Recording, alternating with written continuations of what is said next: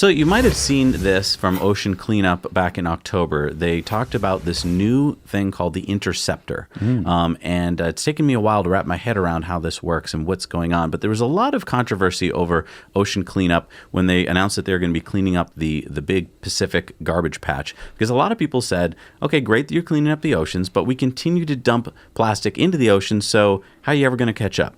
Right. So you're just solving a symptom. You're not solving the cause, the root of the problem. Right. Well, kudos to Ocean Cleanup, because it turns out they've secretly been working on this problem, and they announced their solution, which is the Interceptor. So they studied it first. They studied the data, and they found out that most of the plastic going into the ocean comes from rivers. And there's tens of thousands of rivers in the world, and they wanted to see, well, how do we can't focus on tens of thousands of rivers. They realized from the data that about 1,000 rivers in the world contribute about 80% of the plastic waste going into our oceans. So 1,000 is a number you can kind of wrap your head around, something you can attack. So their goal is to clean up and capture all the plastic waste from these 1,000 rivers in the next 5 years. And so how are they going to do that? This is the Interceptor. This is a solar-powered, autonomous... Jet fighter. No, it's not that You sexy. called it an interceptor. It should have wings. This looks like it's a barge. Well, it is. Basically, it's a solar-powered barge that can take in 50,000 kilograms of plastic per day.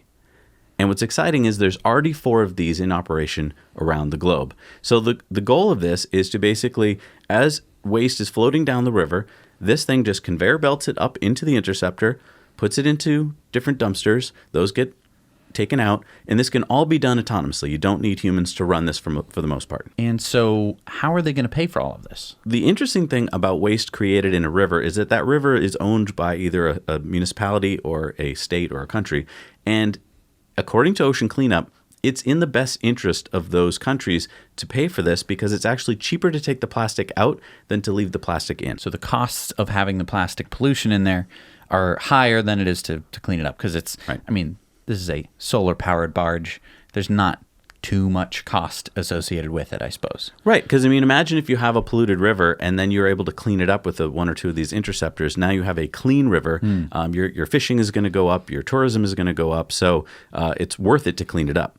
Now, there's the other side of the equation, the waste that's already in the oceans and more that's being added every day. And so the other goal they have is to clean 50% of the Pacific garbage patch in the next 5 years. And many people have asked, well, how are you going to pay for that? Right, because, I mean, there are no municipalities or states or even governments that own the ocean. So their answer is they've already done an experiment where they've tried to clean up the ocean. They've kind of tweaked how they're doing it. Mm-hmm. Basically, it's very similar. You put out this big kind of buoy system and waste gets floated in there and then you collect it out. But now you have all this waste. And they say what they're going to do with it is turn it into items, products that you can buy at a premium because this will be made out of plastic that was once in the ocean. So starting in September of 2020, they will start actually making products, selling them for more than you would expect to spend on a other cheap product because you can then say like, look, my chair is made out of plastic waste. Interesting. It's such a funny thing that they needed to do this research to figure out about the rivers. Yeah. Because I always imagined that all the trash in the ocean was just coming because someone like walked to the beach and was just like, Mah! You know, and then it was that guy's fault. It had nothing to do with me. I'm miles from the coast, you know, like, oh, what if this chip bag falls out of the thing, right? It's not going to make it to the ocean. That's where the rivers come in, right? The rain washes the stuff to the rivers and the rivers take everything out to the ocean. Right. So it's this like great for us, I guess, because it takes all this garbage and it just magically disappears, but it ends up in the oceans. Yeah. And so by cleaning the rivers, which is the bottleneck where all of this stuff ends up, you're able to prevent it from reaching the oceans.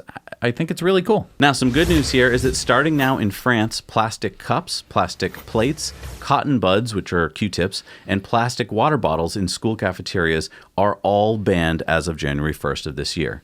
Now, in 2021, they're going to add plastic straws, cutlery, cup lids, confetti, styrofoam containers, and fruit and vegetable plastic packaging. And in 2022, they're going to ban plastic tea bags and toys in fast food restaurants. They will also make water fountains to become mandatory in public establishments. Now, did you know that only about 8 to 9% of plastic produced worldwide is recycled? In the last 15 years, we saw more plastic produced around the globe than in all previous human history.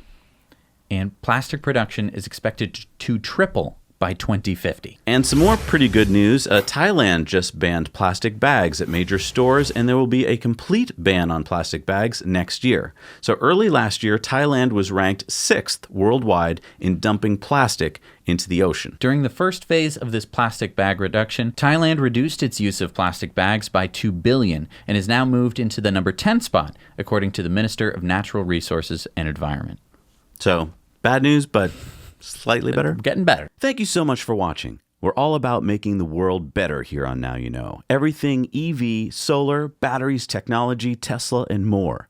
If that's something you're interested in too, check out our Now You Know channel content like Tesla Time News every Monday and In-Depth every Friday. Now you know.